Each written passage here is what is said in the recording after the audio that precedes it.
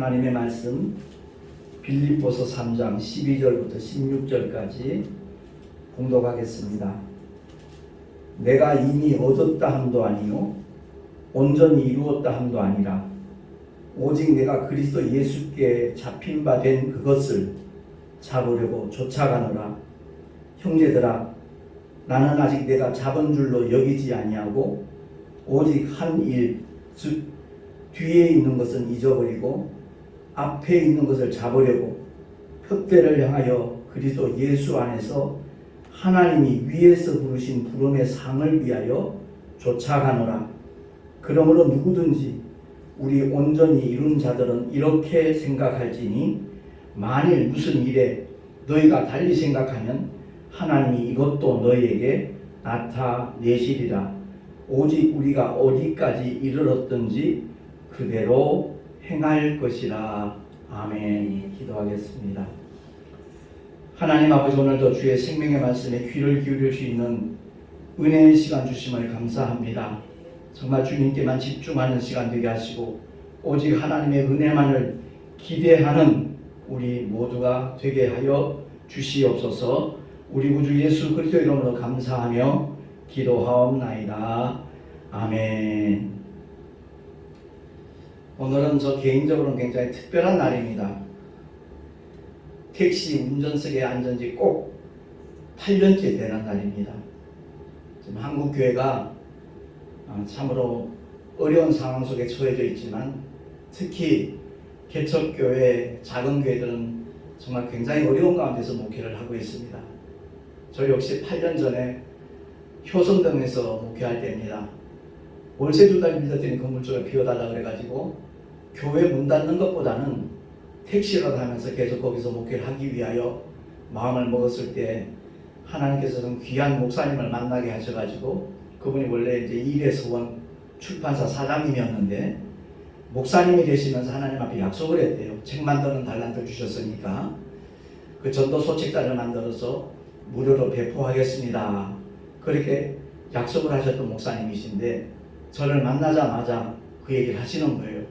목사님이 만약 택시 시작하면 맨 먼저 그 책을 드릴 테니까 손님들에게 한 번씩 나눠주면 좋겠다고 일종의 문서전도가 시작된 거죠.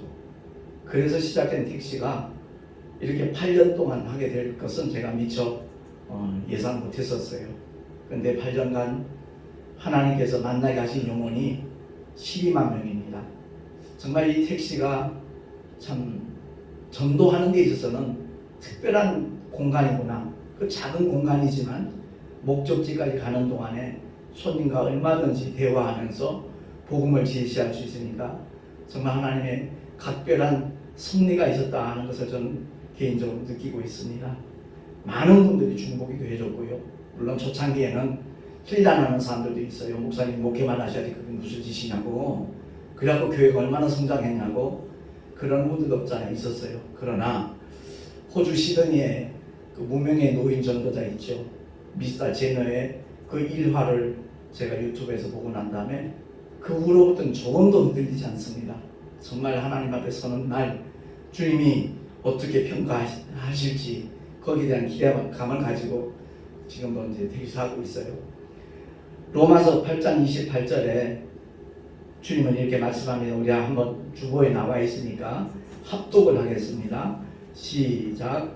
우리가 알거니와 하나님을 사랑하는 자 곧 그 뜻대로 부르심을 입은 자들에게는 모든 것이 합력하여 선을 이루느니라. 아멘. 시편 119편 71절 같이 읽겠습니다. 시작.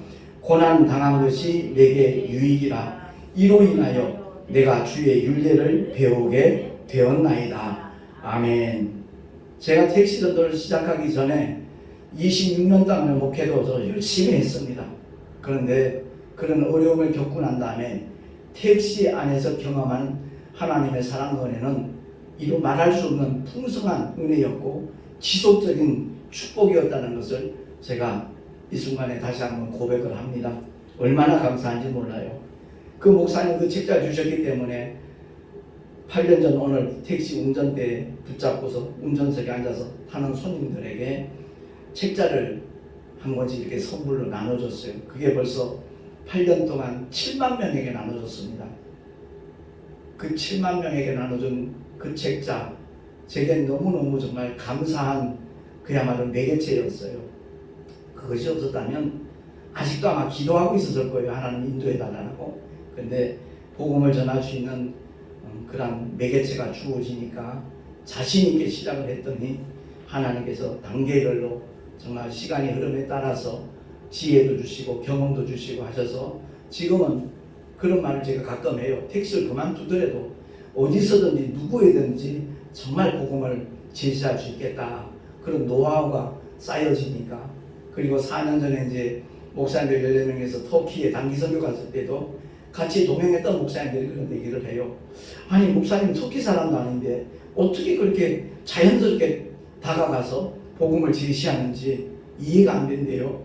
그래서 그때까지 제가 한 4년 이상 5년 정도 이렇게 택시 전도를 한 시점이기 때문에 그게 아마 내게 몸에 배인 모양이라고.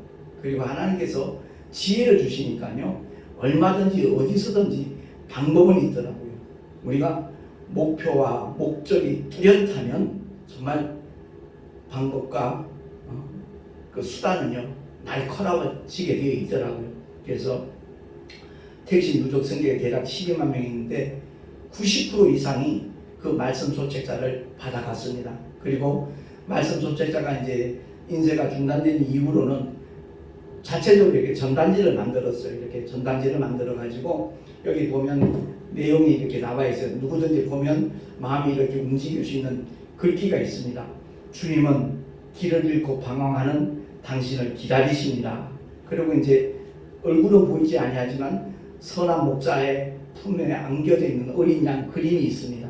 이 그림을 보면서 이제 선한 목자이신 예수님의 품에 꼭 안겨보세요.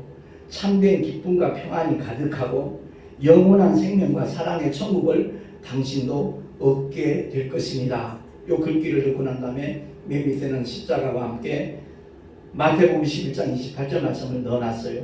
수고하고 무거운 짐진 자들아 다 내게로 오라. 내가 너희를 쉬게 하리라. 이 글을 듣고 난 다음에 이제 생각지도 않았던 그 새롭게 하소서 시라극장에서 제 드라마를 만들어 가지고 유튜브에 올려놓은 게 조회수가 22만 넘었어요. 그래서 택시를 하며 목회하고 있는 김정우 목사의 감동시라 이렇게 했더니 이걸 찾아보는 분들이 굉장히 계속해서 늘어나고 있어요. 이런 글귀를 넣고 난 다음에 이 전단지 받은 사람 숫자가 한 5만 명 정도 돼요. 그래서 저 나름대로는 굉장히 보람있고 기쁜 마음으로 날마다 즐겁게 택시를 하고 있어요. 물론 혹자는 그럽니다. 이제 나이 70인데 그만두라고 그만큼 했으면 되지 않았냐고 그렇게 말하는 사람도 없잖아. 있어요. 근데 오늘 사도 바울의 고백처럼 표대를 향하여 중단하지 않고 끝까지 쫓아갈 마음입니다. 분명 오늘 본문에도 그렇게 나와 있잖아요. 형제들아 나는 아직 내가 잡은 줄로 여기지 아니하고 오직 한 일, 즉 뒤에 있는 것은 잊어버리고 앞에 있는 것을 잡으려고 표대를 향하여 그리스도 예수 안에서 하나님이 위에서 부르신 부름의 상을 위하여 쫓아가노라 라고 자기의 마음을 그대로 표현하고 난 다음에 15절에 그렇게 말합니다.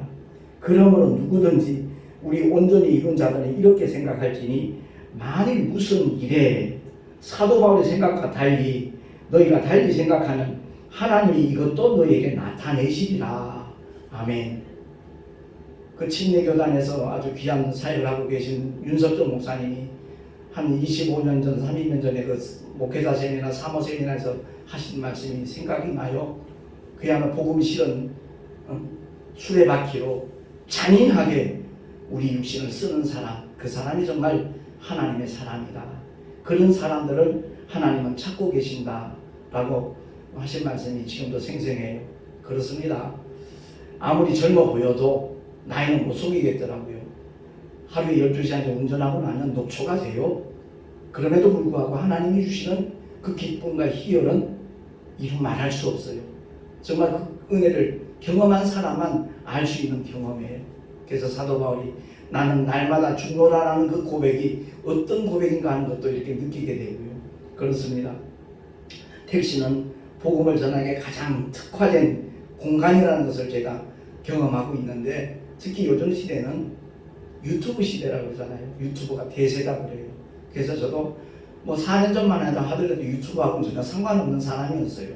근데 제 드라마가 새롭게 와서 제작돼서 방영된 것이 자꾸만 조회수가 늘어나니까 제가 대구서 목회할 때입니다.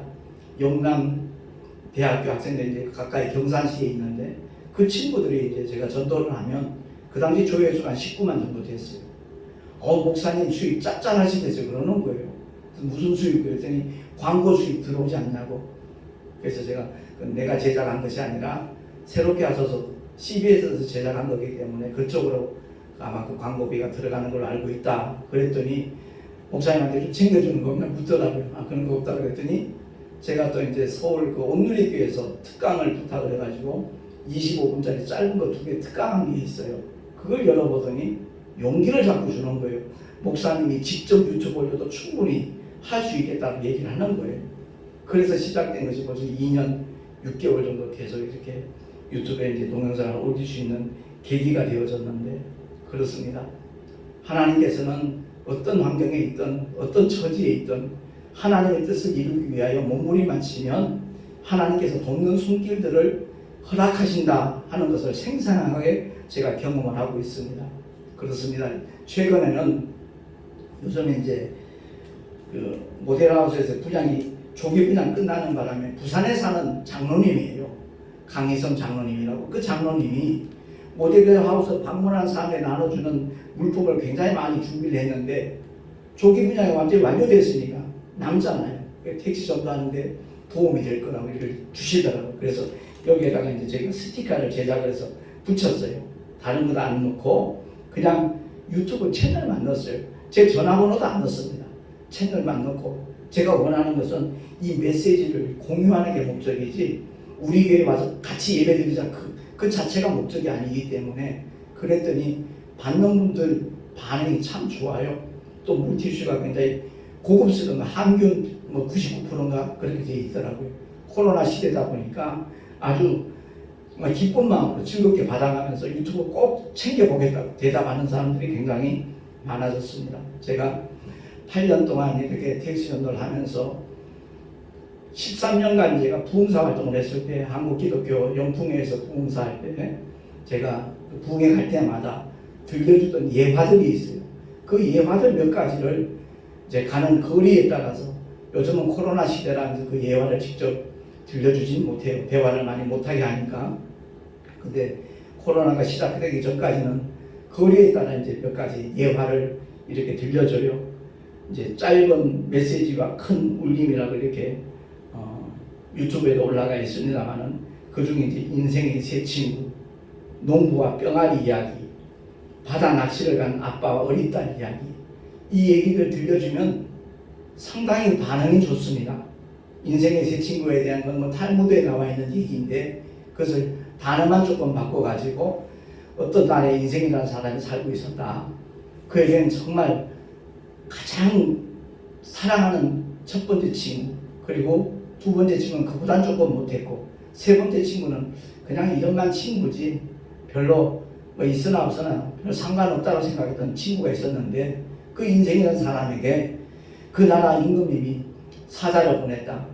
내일 12시까지 대궐로 입궐하라는 그 전가를 받고 난 다음에, 그 인생이라는 사람은 자기가 임금님에게 칭찬받을 일을 한 것도 아니고 내가 뭘 혹시 잘못한 것이 있나 불안한 마음이 생겼고 걱정하는 마음이 생긴 거예요. 그래서 누굴 찾아갔겠습니까? 혼자 갈 용기가 안 생기니까 첫 번째 친구지요. 여보게 임금님이 나를 입궐하라고 하는데 자네가 같이 동행해 줌세. 그래서 내가 무죄하다고 좀 변명 좀 해주겠네? 냐고 이렇게 물어요. 그랬더니 그 기대했던 친구가 이런지라의 거절입니다. 미안하네. 난 같이 갈 수 없네. 딱 돌아서는 거예요. 하는 수 없이 두 번째 친구 찾아갔죠. 그랬더니 그 두 번째 친구가 대궐 입구까지 내가 동행해 줌세. 그러나 임금님 앞자리까지는 나도 못 가겠네. 역시 거절이었어요. 별다른 기대하지 않고 세 번째 친구를 찾아갔어요. 그랬더니 그 친구가 왕 내가 동행해 줌세. 그리고 임금님 앞에서 내가 자네는 무죄하다고 내가 변호해 주겠네. 그러는 거예요. 이 인생이라는 사람은 바로 저와 여러분입니다. 우리 모두입니다. 그리고 임금님은 물론 하나님이시고요. 그 사자는 바로 죽음의 사자입니다. 죽음의 사자가 우리를 찾아봤을 때 첫 번째 친구, 너 없이는 못 살겠다고 생각했던 그 첫 번째 친구는 바로 쉽게 표현해서 돈입니다. 물질입니다. 돈만 많으면 행복할 걸로 생각하는 사람들 얼마나 많습니까? 돈병철이라는 별명을 가졌던 이병철 씨도 10원짜리 하나 못 들고 갔지요. 그렇습니다. 죽음이 찾아오면 내가 그렇게 기뻐하고 내가 그렇게 애지중지했던 물질은요, 나를 외면합니다. 완전히 상관없습니다. 더 이상 나에게 기쁨도 될 수 없고 소망도 될 수 없고 힘도 될 수 없습니다. 근데 오늘날도 역시 그 돈 때문에 모든 것을 뒤로 하고 거기만 정말 몰두하는 사람들이 우리 주변에 굉장히 많이 있지요. 두 번째 친구는 바로 말 그대로 친구입니다. 사랑하는 부모, 형제, 가족들이죠. 친지, 이웃들이죠. 그들 역시도 죽음이 날 찾아왔을 때는 만약 나를 매장한다면 매장지까지는 같이 갈 겁니다. 화장을 시키면 화장터까지는 같이 가줄 수 있을 겁니다. 그러나 하나님 앞자리까지는 같이 못 가죠. 세 번째 친구는 누굽니까?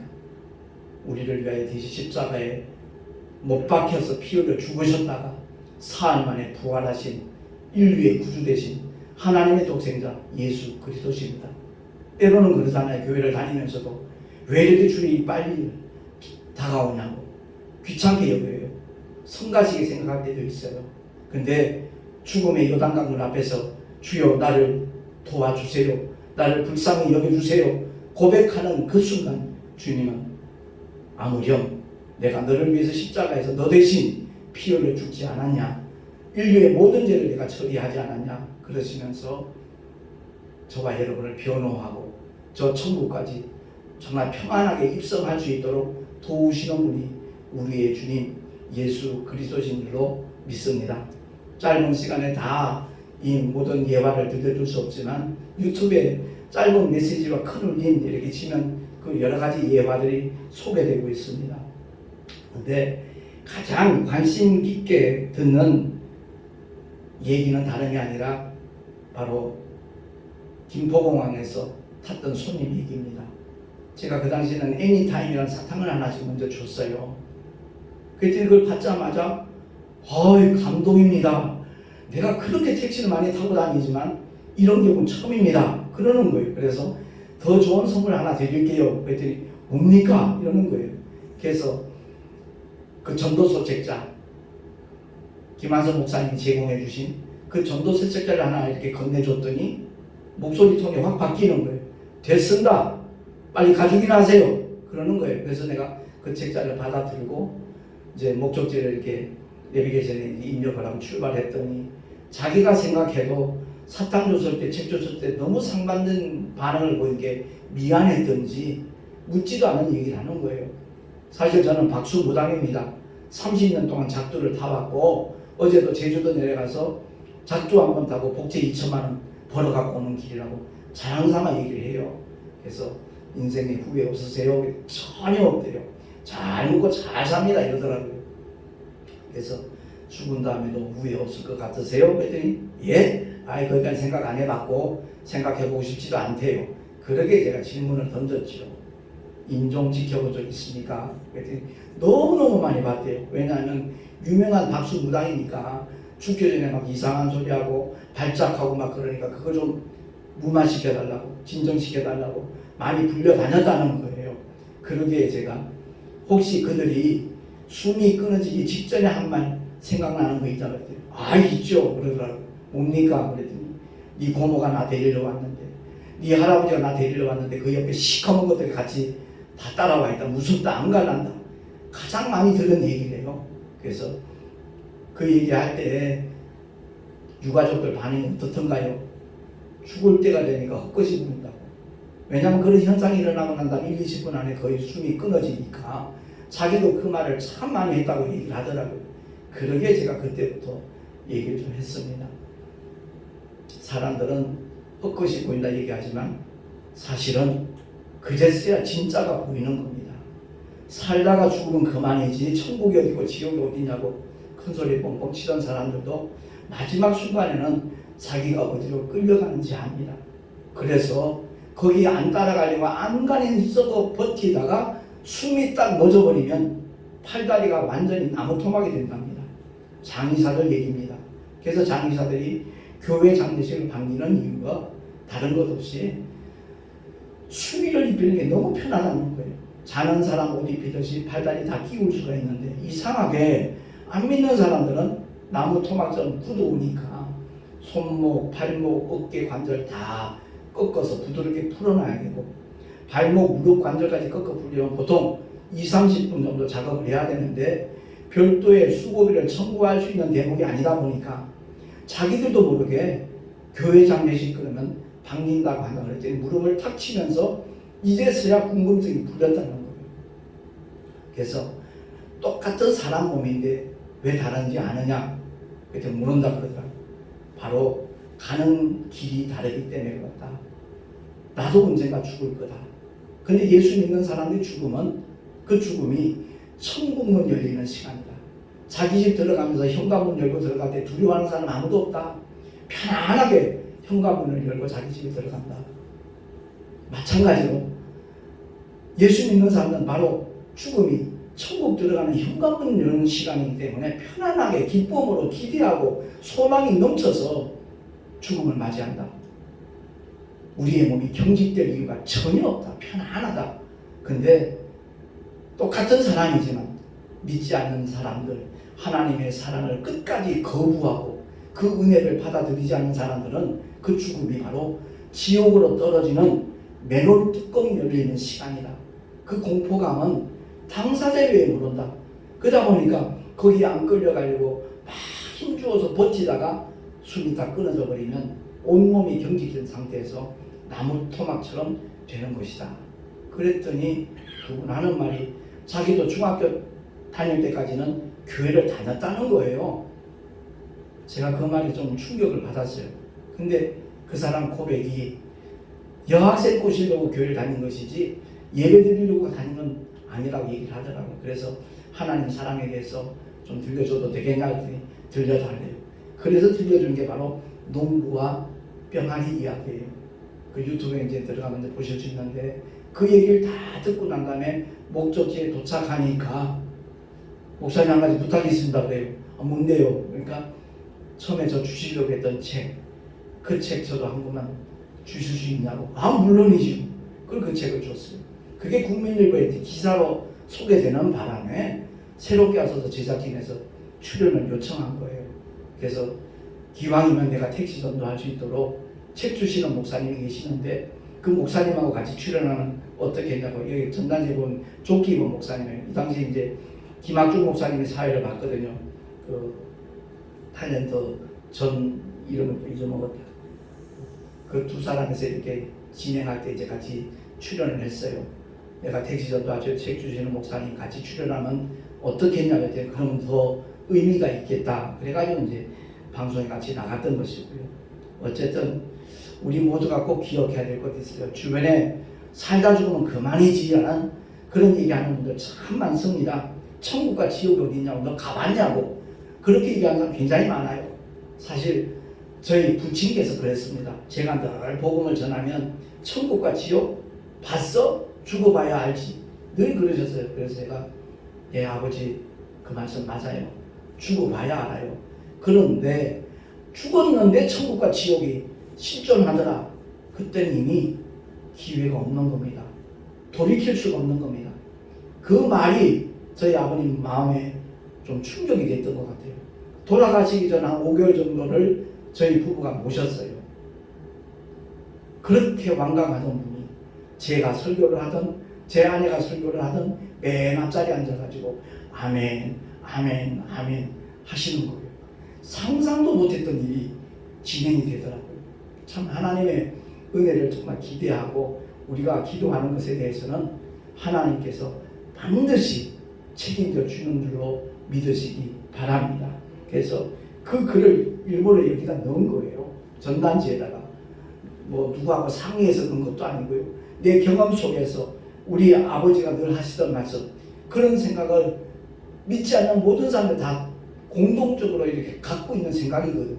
그래서 그 글귀를 넣었는데 히브리서 9장 27절에 주보에 나와 있으니 우리 한번 합독합니다. 시작. 한 번 죽는 것은 사람에게 정하신 것이요 그 후에는 심판이 있으리니 아멘. 주님이 이 땅에 오신 목적은 우리가 심판에 이르지 아니하도록 주님이 이 땅에 오셨거든요. 말씀이신 하나님이 육신을 입고 오신 이유는, 그 목적은 우리를 대신해서 피 흘려 죽어주시기 위해서, 그 대속의 죽음 때문에 영이신 하나님이, 말씀이신 하나님이 성육신 한 사건이 바로 성탄절의 사건이거든요. 그렇습니다. 한 번 죽는 것은 하나님이 정하신 이치예요. 어느 누구도 피할 수가 없어요. 반드시 그 죽음은 우리를 찾아오게 되어 있습니다. 근데 오늘날 우리 대한민국에서 일어나는 사건들 중에서 자살하는 사람이 왜 그렇게 많습니까? 그건 그야말로 지옥 형벌을 앞당기는 길이에요. 심지어 교회를 다닌다는 사람이, 예수를 믿는다는 사람이 힘들고 어렵다고, 고통스럽고 괴롭다고 스스로 목숨을 끊는 사람은 가룟 유다가 간 길을 똑같이 따라가는 거예요. 정말 이것만큼은 우리 한국교회에서 강하게 좀 외쳤으면 좋겠어요. 아무리 힘이 들고 어려워도 자살만큼은 해서는 안 된다. 그건 하나님의 생명에 도전하는 행위다 라는 것을 일깨워주면 자살률이 분명히 줄어들지 않을까, 저 개인적으로 그렇게 생각을 하고 있습니다. 아울러 사도 바울의 고백을 한번 보자고요. 고린도후서 4장 18절입니다. 시작. 우리의 돌아보는 것은 보이는 것이 아니요 보이지 않는 것이니 보이는 것은 잠깐이요 보이지 않는 것은 영원함이니라. 아멘. 누구나 행복하기를 원하죠. 행복을 원치 않는 사람 없을 겁니다.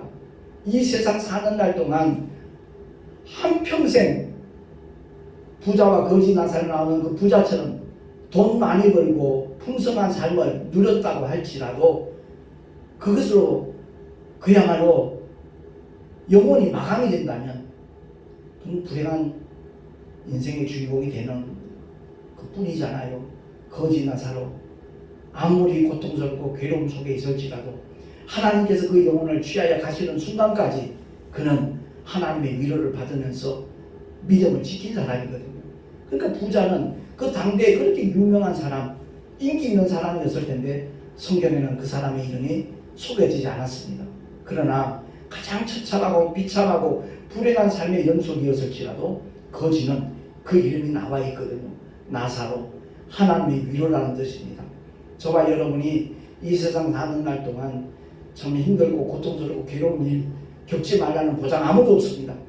그 현장에 있을 때, 그 중심에 있을 때 하나님의 위로를 구하는 사람, 그 사람이 진짜 참 믿음의 사람이라는 것을 기억을 하고 늘 주님만을 의지하며 나가는 저와 여러분 되시기를 예수 이름으로 축원합니다. 눈에 보이는 세계가 전부가 아니라는 것을 우리는 늘 기억을 해야 됩니다. 그래서 아브라함의 경우 더 나은 본향을 사모했다라고 말하잖아요. 그 더 나은 본향은 이 세상에 있는 게 아니잖아요. 하늘에 간직하신 것이거든요. 하늘에 있는 겁니다. 그러므로 우리 모두가 신앙생활하면서 어떤 사람은 잘 먹고 잘 살기 위해서, 아니면 자기의 어떤 질병에서 자유함을 누리기 위해서 신앙생활을 시작하는 사람 많습니다. 그건 하나의 계기로 끝나야지 그 자체가 목적이 되면 그 사람 역시도 하나님과 상관없는 사람이 될 수가 있다는 사실입니다. 주님은 우리에게 믿음의 결국인 영혼의 구원을 받아서 아버지의 영원한 집, 그 아름다운 천국에서 영생복락할 수 있도록 하기 위하여 죄의 문제를 처리하시기 위해서 독생자를 이 땅에 보내신 분이 저와 여러분의 아버지라는 것을 꼭 기억을 하고요. 그야말로 성경이 구약과 신약으로 나눠져 있잖아요. 그 구약 율법은 인간에 대한 하나님의 진단입니다. 그 정의가 뭐냐면 의인은 없나니 하나도 없도다. 그게 바로 율법이 선언하는 거예요. 복음은 뭐죠? 죄인을 위한 하나님의 처방이에요. 오직 의인은 믿음으로 말미암아 살리라 라고 로마서 1장 17절에 사도 바울을 통하여 선언하고 있습니다. 그렇습니다. 우리 모두가 다 하나님 앞에 정말 피할 수 없는 죄인이라는 것을 깨닫고 그러기에 메시아를 만날 수 있는 조건이 갖춰진 거예요. 죄 있는 자만이 메시아가 필요한 겁니다. 그래서 오직 의인은 믿음으로 말미암아 살리라 그랬으니까 예수 그를 믿고 나의 구주로 영접하는 하나님의 사람들이 되셔서 하나님의 자녀의 권세를 누리며 이 세상을 이기고 죄악을 이기고 나 자신도 이길 수 있는 하나님의 사람들 다 될 수 있기를 예수 이름으로 축원합니다. 제가 아까도 말씀드렸지만 주변의 혹자는 그만큼 해서는 되지 않았네 그만두라고 얘기하는 분들 참 많아요. 그만큼 몸이 힘들지 않냐고. 물론이죠. 근데 육신이 힘든 만큼 하나님께서 또 위로하셔요. 또 돕는 손길들을 허락해 주셔요. 제가 이제 70 딱 되면서부터 몸이 좀 다르다는 걸 사실 느껴요. 근데 내 주변에 귀한 믿음의 집사님을 통해서 또 그분은 이제 대구에 사시고 한의원에 경산에 있는데 우리의 육신은요 땅의 소산물이 공급이 돼야 돼요. 근데 한약재는 전부 다 땅의 소산물로 만든 거예요. 그것을 통해서 지난번에 한번 대구 내려갔을 때 일부러 진백을 한번 하고 거기에 필요한 영양소들을 이렇게 조제를 해서 보내주셨는데 너무너무 도움을 많이 받고 있어요. 어쨌든 한 줌의 흙으로 돌아가는 그 순간까지 저는 그 택시전에 대한 비전을 갖고 있어요. 자부심도 있지만 비전을 갖고 있어요. 그것은 다름이 아니라 다니엘서 12장 3절에 선언했듯이 우리 한번 주보에 맨 밑에 나와 있으니까 한번 합독을 하겠습니다. 시작. 많은 사람을 옳은 대로 돌아오게 한 자는 별과 같이 영원토록 비추리라. 아멘. 어제도 만난 한 다른 교회 집사님이신데 열심히 전도하시는 분이에요. 참 전도가 너무너무 힘들어요 목사님 그러더라고요. 그래서 전도에 대한 개념을 우리가 바꿔야 됩니다.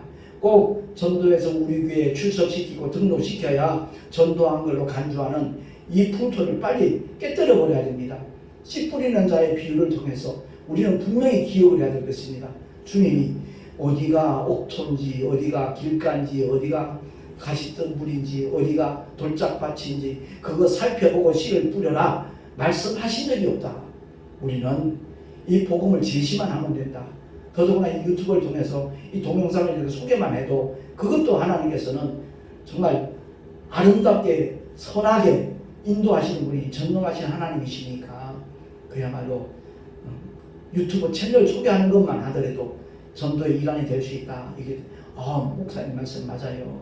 정말 전도는 내가 출석하는 교회에 몸집 키우기 위한 수단이 아니라 정말 영혼을 살리기 위한 생명의 씨앗을 뿌리는 행위라는 것을 우리가 기억을 하고 누군가 그래요. 8년 동안 전도해서 교회 얼마나 부흥했냐고 그 얘기를 해요. 제 아내가 저 뒤에 있지만 8년 전에 저희가 이제 열방교회를 시작할 때 우리의 목표를 달리 세웠어요. 교인들이기 위해서 우리 목회하지 말자.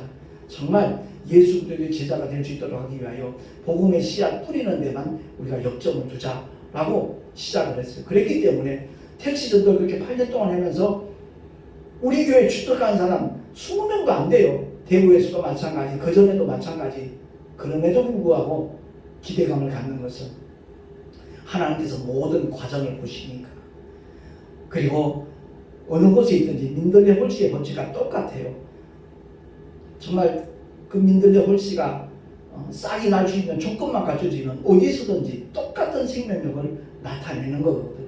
그래서 눈에 보이는 가시적인 현상 그것 때문에 흔들리는 자가 되지 말고 정말 주님 앞에서 묵묵하게 꾸준하게 변함없이 충성하는 자 하나님께서는 귀히 보시고 그날의 수고한 데 대한 아름다운 상급까지 허락하시는 분이 저와 여러분을 믿고 섬기고 사랑하는 우리의 하나님 아버지신 줄로 믿습니다. 우리 모두가 다 정말 전도는 특정한 사람들에게 맡기신 사명이 아니라 부활하신 주님이 모든 믿는 자들에게 위임하신 엄청난 사명이라는 것을 기억을 하고 그 길에 동참할 수 있는 앞장설 수 있는 우리 모두가 될 수 있기를 예수 이름으로 축원합니다.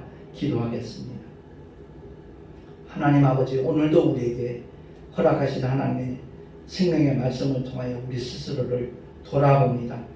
오직 우리가 어디까지 이르렀든지 그대로 행할 것이라고 사도 바울이 고백했듯이 우리 모두가 다 지금 현재 만족하는 자가 아니라 정말 표대를 향하여 끊임없이 다름박질할 수 있는 하나님의 사람으로 죽도록 충성하는 주님의 일꾼들 되게 하여 주시옵소서. 우리 구주 예수 그리스도의 이름으로 감사하며 기도하옵나이다.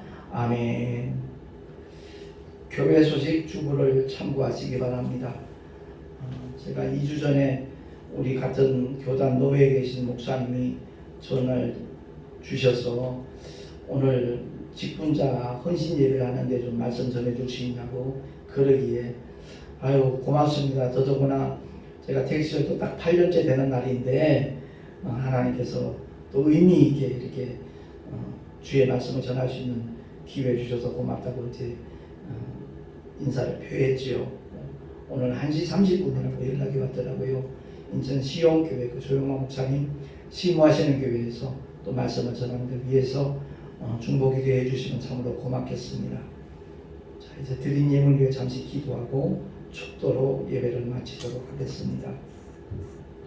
하나님 아버지 주님을 예배하면서 여러 가지 모양으로 감사의 예물 드렸습니다. 11조와 헌물들을 드렸습니다.